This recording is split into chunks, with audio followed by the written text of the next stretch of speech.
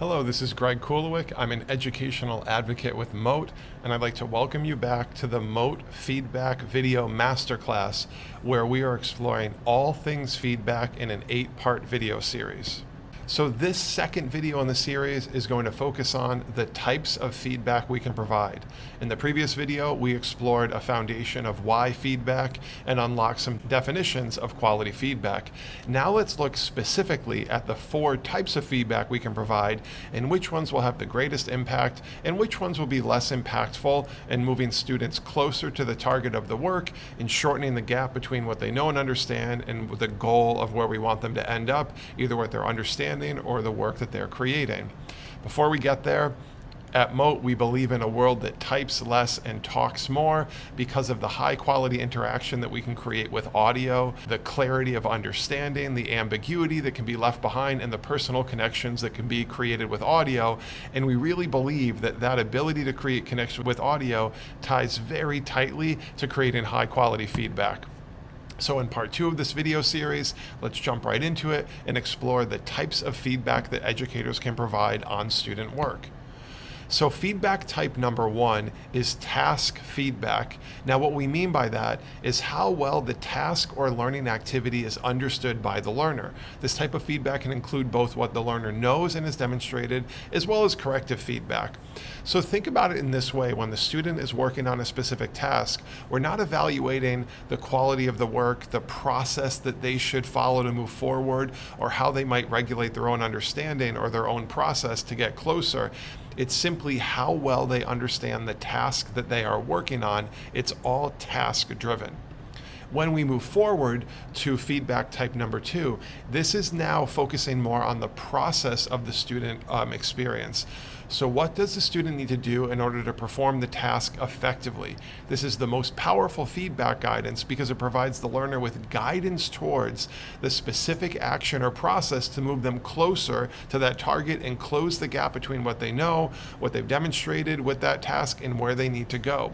So if we think critically about process, it's not how well they understand the task that they're working on. It's what steps does that learner need to do to move forward? What guidance can we provide them in the process that they're going to use? We can also tie this to previous work to give them understanding of this is the process you followed in the past, and this is the process you can follow to move forward and get closer to that goal and close that gap moving forward. Feedback type number 3 is self-regulation. So what does a student need to do to manage their own learning, self-monitor, and plan their experience? This is very powerful and effective feedback because the feedback moves beyond the specific task and it focuses on the learner's ability to self-monitor, to plan, and make sure that they're working towards that goal with the process they're using. So this would be strategies around techniques or thinking about reflecting specifically on what have they done up to this point, what process can they use moving forward to get closer to that learning target. And then the last one here is on the self level. So feedback targeted towards the individual learner and their personal qualities or characteristics.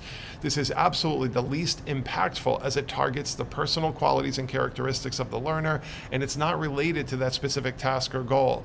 So this is sometimes a trap that anyone might fall into when they're leaving feedback, and it's targeted on the individual, on the characteristics, on the qualities, on skills and abilities they might be bringing to that specific task, but it's not focused on the task itself. It's not focused on what processes they might be able to use to move forward in kind of minimizing that gap towards understanding and where we need them to be.